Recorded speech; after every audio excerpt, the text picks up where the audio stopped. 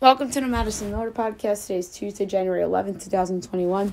Today I'm going to recap last night's college football national title game, college basketball, NBA, NHL. Look ahead to tomorrow with those three sports, news and notes, and best bets. So hopefully a quick show today. We'll start with the college football championship game. It was a really good game as the Georgia Bulldogs break their 41-year drought and are national champions for the first time since 1980 as they win would turn out to be a great game, 33-18 over the defending champion Alabama Crimson Tide, or then defending champion now. As Georgia finishes a remarkable year at 14-1, Alabama finishes at 13-2. And good for Kirby Smart to win at its alma mater. The quarterback, Stetson Bennett, 17 of 26, 224 yards and 2 touchdowns. Bryce Young, 35 of 57, 369 yards, a touchdown, and 2 picks, including the pick six, which sealed the game for Georgia there at the end as Alabama was driving to potentially go down the field and tie the game. So it was a great game. Both teams are going to be really, really good next year. Most project Alabama to be like the top team going into next year. Georgia right there. But now Georgia gets to slay the dragon and the bugaboo off its back that Kirby couldn't beat Nick. And here we are, and he finally actually did it. All right, now we'll move on to college basketball. We'll recap the games from last night really quickly and look ahead to tonight's slate. Winthrop over Campbell, 74-72. UNC Greensboro over Wofford, 58-54. Colgate over Army, 76-57. Morgan State over South Carolina State, 88-81 in overtime. East Tennessee State over Western Carolina, 87-69. Loyola Maryland over Bucknell, 71-67. Lehigh over Holy Cross, 77-69. BU over American, 79-53. Navy over Lafayette, 69-55. UIC over IUPUI, 67-65. Southern over Bethune-Cookman, 69-59. Florida A&M over Grambling, 75-66. UMKC over Omaha, 64-61. South Dakota over North Dakota, 75-68. Alabama A&M over Jackson State, 60-58. Texas Southern over Mississippi Valley State, 95-58. Prairie View over Arkansas Pine Bluff, 75-58. Alcorn State over Alabama State, 70-60. North Dakota State over Denver, 87-69. So best bet a whopping 6-0 now in 2022. Oregon over Oregon State, 78-76. And San Diego over Pepperdine, 72-62. Now we look ahead to today's window of games. 2 o'clock you have Quinnipiac and Canisius. My projection for this game is Quinnipiac by 5 3/8. And FanDuel got it at 1 and 148.5. I'll lay the 1 with Quinnipiac. Iona Fairfield, my projection is Iona by 11 3/8, and it's 7 and 138.5. I'm laying the 7 with Iona. 5 o'clock ESPN2, number 5 USC at Stanford. My projection is SC by 10 and 1/8. And it is 5.5 and 138.5. I'm laying the 5 at USC. Hofstra Towson on CBS Sports Network. My projection is Towson by 0.5. It's Towson by 2. Total 135.5. Not high enough to bet Hofstra, but I'll take the under. 6:30 SEC Network, South Carolina, number 22 Tennessee. My projection is Tennessee by 12. And it's 14.5 and 139.5. I'm taking South Carolina on the points. Rutgers and Penn State on the Big Ten Network. My projection is Rutgers by 4 7/8.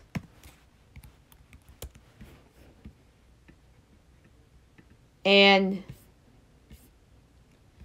it's Penn State by 2.5, total 132.5. Is this Vegas knows? Ridiculous. Give me Rutgers in the points, and then on the money line at plus 125. Ridiculous that they're a dog in this game. Number 19, Texas Tech, and number 1, Baylor at 7 o'clock on ESPN2. My projection is Baylor by 13 3/8. And it is 12 at 135.5. Not enough to bet Baylor or even the other side, but I'll take the over. ESPN, number 18, Kentucky at Vandy. My projection is Kentucky by 11 1/8. And it is 7 140. I'm laying the 7 with Kentucky. Fox Sports 1, DePaul Marquette. My projection is Marquette by 4.5.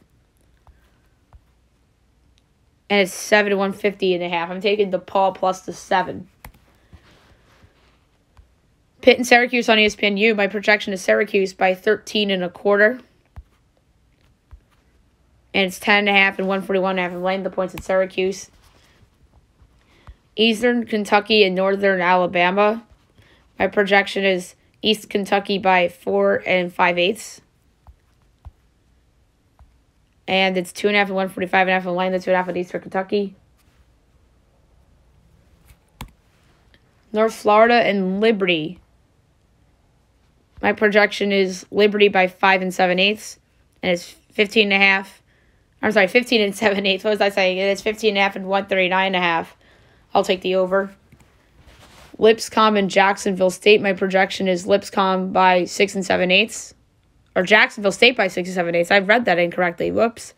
And it's 9.5 and 143.5. And I'm still going to take Lipscomb in the points. Stetson and Jacksonville. My projection is Jacksonville by 4 3/4.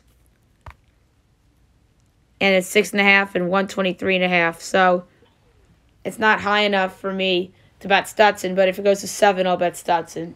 But for the podcast play, I'll go over. Central Arkansas and Bellarmine. My projection is Bellarmine by 13.5. And it's 11.5 and 149.5. I'm laying the 11.5 at Bellarmine.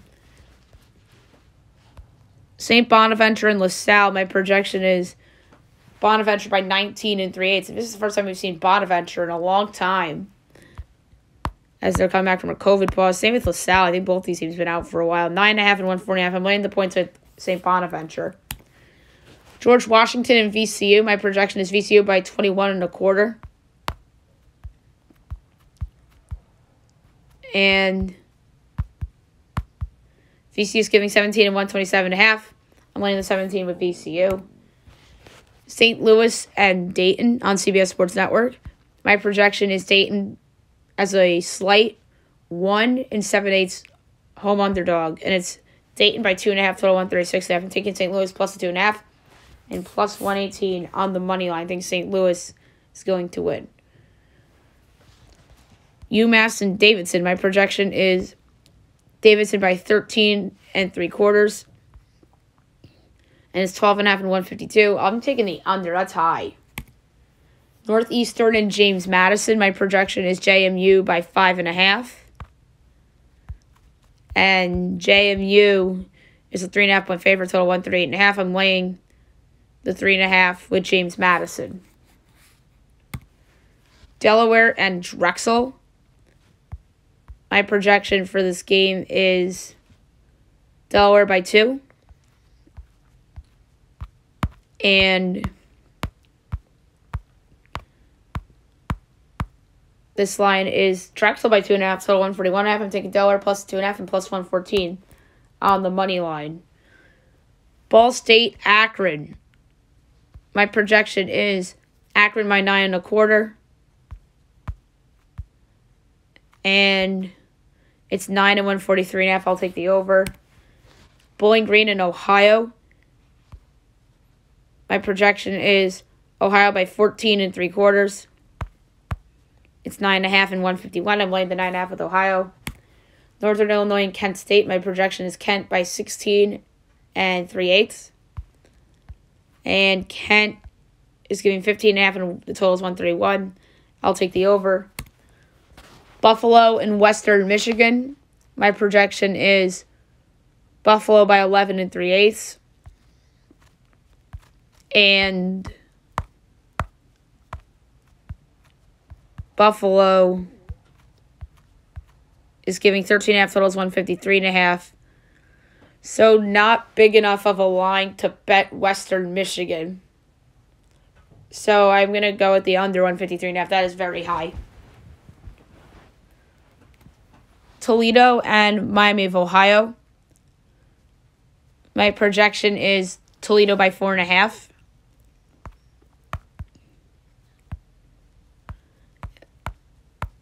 And it's a pick'em in 152. So I'm going to take Toledo in the pick'em. Central Michigan and Eastern Michigan. My projection is Eastern by 6 3/4. And it's 8.5 and 148.5. Not big enough of a line to bet Central. But I'm going to go with the over 148.5. I think that is a high-scoring game. 7:30, Texas Rio Grande and Stephen F. Austin. My projection is Stephen F. Austin by 17 5/8. And it's 13.5 and 150.5. I'm laying the 13.5 with Stephen F. Austin. 8 o'clock, you have number 15 Iowa State at number 9 Kansas. My projection is Kansas by 12 7/8. And it's 11 and 142. I'll take the over. Dillard, New Orleans, we can skip. So can Baptist Bible College, PA, and UMKC. Miami and Florida State on the ACC network. My projection is Florida State by 5 5/8. And it's 7 and 149.5. I thought that I'd have an edge on Florida State, and I was wrong. And it's not big enough to bet on Miami either. So I'm going to go under the total, 149.5. Indiana State and Northern Iowa. My projection is Northern Iowa by 12 1/4. And it's 10.5 and 149.5.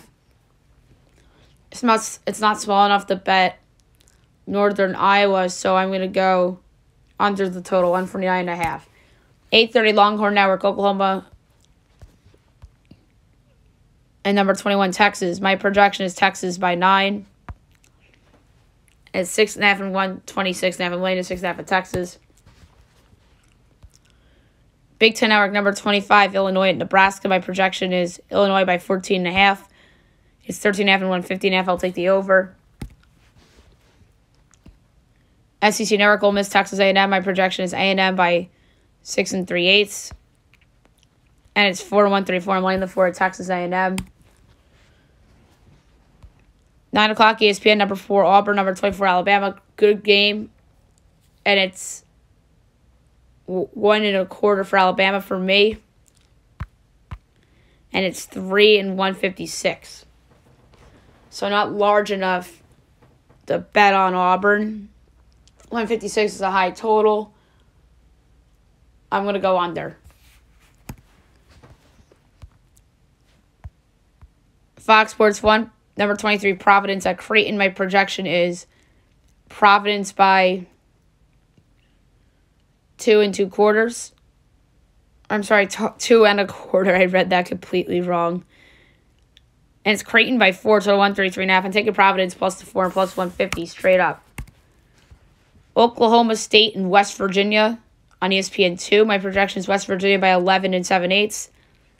And it's 4 134. I'm laying the 4 with West Virginia. Valpo and Loyola Chicago on CBS Sports Network. My projection is Loyola by 20 7/8. And it's 16 and 137. Laying the 16 with Loyola Chicago. 10 o'clock, San Jose State, Fresno State. My projection is Fresno by 12.5. And I don't know why the line is not up on any of the sites.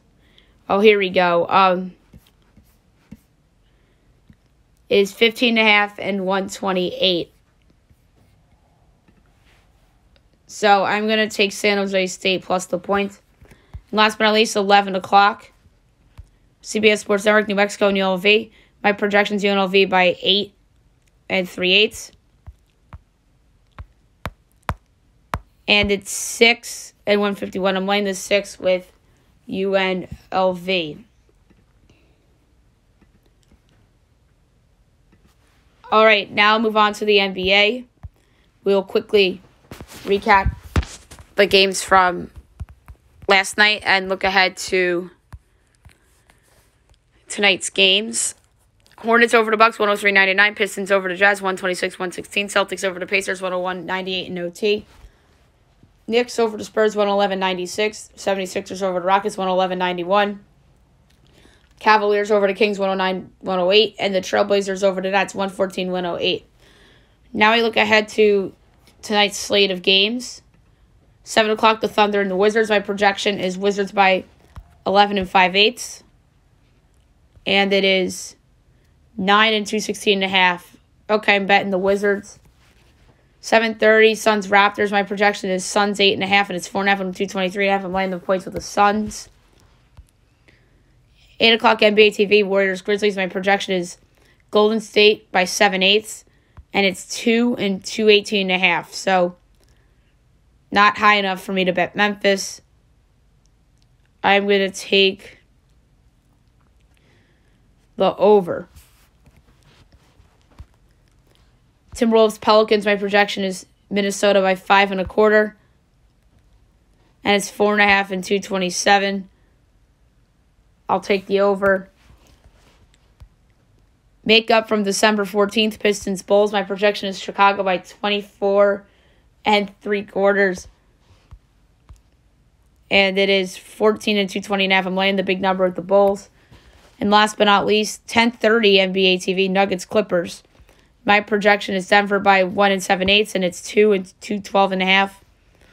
No Paul George still. I'm going to take the under in this game. All right, NHL time. We will recap the games last night, and we will recap tonight's window of games. Bruins over the Capitals 7-3, Avs over the Kraken 3-4, and the Kings over the Rangers 3-1. And then 4 games are postponed. Blue Jackets, Canadiens, Lightning, Devils, Wild, Jets, Sens, Oilers. Tonight's window is much bigger than last night's. 7 o'clock, Lightning, Sabres. Tampa is minus 285. Buffalo's plus 230, over under 6. Overs minus 128, unders plus 104. Lightning minus 1.5 is minus 108. Buffalo plus 1.5 is minus 112. I'm going Lightning puck line minus 1.5 at minus 108. Canucks, Panthers. I have here on FanDuel minus 230 for Florida. Vancouver plus 188, over under 6.5. Overs plus 104, unders minus 128. Vancouver plus 1.5 is minus 140. Panthers minus 1.5 is plus 114. I'm going to throw a big dart here. They're red hot. Bruce Boudreau's been amazing since taking over. Upset special, give me Vancouver plus 188 to upset Florida. Blackhawks, Blue Jackets. Columbus minus 111, Blackhawks minus 108, over under 6, overs minus 106, unders minus 114. Chicago plus 1.5 is minus 260, Columbus minus 1.5 is plus 205. Tough one. Chicago's playing a lot better. Columbus is coming off the win over the Devils in the home and home. Because they're home, I'm going to go Columbus minus 111. 8 o'clock, Avs Preds. Avs minus 156, Preds plus 130, over under 6.5. Overs minus 110, unders minus 112. Avs minus 1.5 is plus 160, Preds plus 1.5 is minus 200. I'm going to go with another home dog in the Predators at plus 130 over the Avs. 10 o'clock, Maple Leafs Golden Knights. Toronto's minus 111 on the road. Vegas is minus 108, over under 6. Overs minus 105, unders minus 115. Toronto minus 1.5 is plus 235. Vegas plus 1.5 is minus 300. I'm going to go with Vegas as a slight home dog at minus 108. I love Vegas in this spot. They're playing great right now. Penguins, Ducks. Penguins are a big minus 164 favorite. Ducks are plus 136, over under 5.5. Overs minus 115, unders minus 105. Pittsburgh minus 1.5 is plus 160. Ducks plus 1.5 is minus 200. I like the Ducks as a home dog here. Penguins' first game of a road trip. Usually those don't go well. East Coast team traveling the West. So I'm going to go with the Ducks, plus 136 at home against the Pittsburgh Penguins. And last but not least, 10:30, the Red Wings and the Sharks. Sharks are minus 140. The Red Wings are plus 116, over under 5.5. Minus 110 each way. Red Wings plus 1 is minus 220. Sharks minus 1 is plus 176. I'm going to go with the Red Wings as a home dog at plus 116 over the Sharks on the road.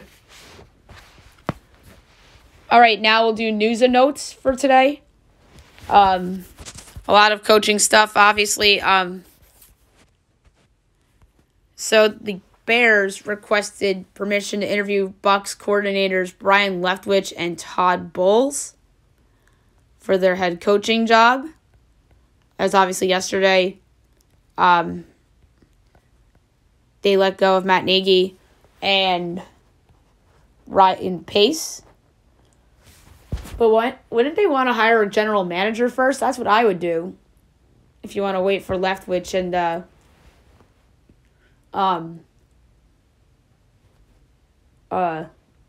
Bulls.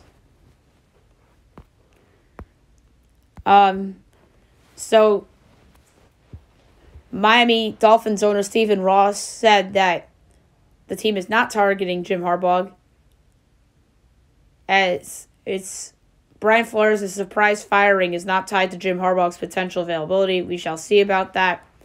He's going to have egg on his face if he hires Jim Harbaugh. Just saying. The New York Giants are to bring back Joe Judge despite 4-13 season. I don't think that's a set-in-stone guarantee. Because they're obviously looking for a new general manager. What if the new general manager wants to fire Joe Judge and bring in his own guy? Obviously, Dave Gettleman has announced his retirement. So the Giants pretty much did the same thing to Gettleman as they did to Tom Coughlin, and put it in the nicest way possible, and saying that he retired, much rather than he got fired, but really, he got fired, just like Tom Coughlin got fired. So, Joe Judge, I don't think deserved the third year at the Giants. He was 2 games worse from 2020 to 2021. But Joe Judge's case for staying, as he likely presented to owner John Mara, is that we had a ton of injuries and COVID issues this year. Our quarterback, who I don't think is any good, got hurt, and that's why we lost our final 4 games. But if Daniel Jones was there, they probably potentially win maybe 1 or 2 of those games, and they go 6-11, and we're not talking about Joe Judge's job security. They're probably talking about the future of Daniel Jones more so than the future of Joe Judge. But the 3 guys that they're eyeing from outside the organization, which is good news if you're a Giants fan, Buffalo assistant GM Joe Schoen and Titans executives Ryan Cowden and Monty Ossenfort. I would accept one of those guys becoming the next general manager of the Giants. I think the Bills and the Titans have both done phenomenal jobs building themselves into AFC contenders over the last several years, and good job drafting. That is much better than Kevin Abrams. If you asked me if I'd rather have Joe Judge and a new GM or Kevin Abrams and a new coach, I would take the former, honestly, because Kevin Abrams is a Dave Gettleman clone. Kevin Abrams was probably making a lot of these moves behind closed doors because Dave Gettleman had health issues. So Abrams, I think, had a big say in a lot of decisions the Giants front office has made over the last couple of years. So I'd rather keep Joe Judge and get a new GM than fire Joe Judge and have Kevin Abrams pick a coach, because that's just me. I just think Kevin Abrams is bad and worse potential GM than coach for Joe Judge. So I might have some guests on the podcast, maybe tonight or Thursday night or tomorrow at some point, to talk about this Giants situation. But you never know. The new GM can come in and fire Joe Judge. So I don't think that's being talked about enough. So we shall see what happens. I think it's obviously the most interesting situation in the league going on right now. Some college football stuff. Hall of Fame class announced featuring Andrew Luck and Michael Crabtree. So that's pretty cool to see. Andrew Luck was in the building. That had everybody excited last night. Kirby Smart was so happy after the win. Stetson Bennett was emotional because he was a walk-on, as they were talking about on the broadcast last night. So, good for Stetson Bennett. I'm really happy for him. And then Nick Saban gives Kirby Smart some props. If we had to lose a national championship, I'd want to lose one to one of our former assistants. I mean, the only reason why Nick's saying that, because that makes Nick look good, that his ex-assistant has won, and that just makes Nick look like a better coach.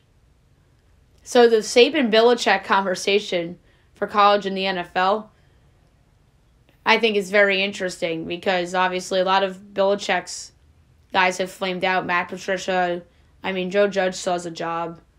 Brian Flores flamed out. Josh McDaniels a long time ago. So you can go on and on and on about the Patriots and Bill Belichick's, how his assistants have flopped other than Mike Vrabel. Meanwhile, Kirby Smart just won a national championship as he was a former Nick Saban assistant. Chauncey Billups says that Kyrie Irving is the most skilled player that's ever played that position ahead of their matchup with the Nets, which is wild. Billups loves Kyrie. I remember him praising Kyrie back when he was an analyst on TV. But Kyrie is a very skilled point guard. I don't know if he's the most skilled. That's high praise coming from Chauncey Billups. What would Dame Lillard say about that is my question. James Harden missed last night's game due to left knee hyperextension.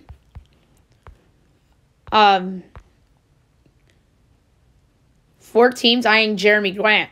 Knicks, Lakers, Trailblazers, Wizards among teams interested in the Pistons star ahead of the trade deadline. I like a lot of these potential fits. I don't know if the Knicks fit would make a lot of sense. I just think people like to throw them out there in trade rumors because they have a lot of young assets. And I think they're just being used a lot because of that, which isn't a bad thing. It's good to have a reputation that's much better than it was even a year and a half ago. The Lakers, because they're the Lakers. The Wizards, I think, would be a nice fit with Bradley Beal and that team. And in the Blazers, I would be fascinated to see who they gave up for Jeremy Grant. John Collins, frustrated with the Hawks, and pushed the team to play more team basketball. Celtics not trading Jason Tatum or Jaylen Brown as they don't plan to split up their star duo with the trade deadline approaching. I think the Celtics are doing the right thing. If they were to trade one of those guys, wait until the offseason when you have more potential players in play. Taysom Hill to have 2 surgeries for Lisfranc and a smaller follow-up surgery. So hopefully Taysom Hill will get well soon.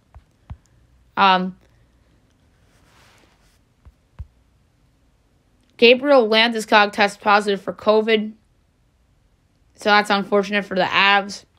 And hey, I picked the Preds tonight. They're going to miss Landeskog in that game. So hopefully Landeskog gets well soon and is back on the ice sooner rather than later. Mookie Betts bowls a perfect 300 when 12 strikes in a row aren't a bad thing. As Betts spent his Sunday bowling another perfect game. So that is really cool. And I mean so cool. USC's Jackson Dart, the transfer, has the former four-star recruit, to immediately becomes one of the top talents in the portal. So we'll see who lands him. And then the AP poll is out for college basketball. As we talked about, it's Baylor, Gonzaga, UCLA, Auburn, USC, your top 5. 6 through 10 is Arizona, Purdue, Duke, Kansas, Michigan State. 11 through 15, Houston, LSU, Wisconsin, Villanova, Iowa State. 16 through 20, Ohio State, Xavier, Kentucky, Texas Tech, Seton Hall. And 21 through 25, Texas, Tennessee, Providence, Alabama, and Illinois. And then sports news. Well, this is sort of sports news. Don Maynard, Jets Hall of Famer, passes away at the age of 86. Thoughts and prayers to his family and friends and ex-teammates. That's sad news.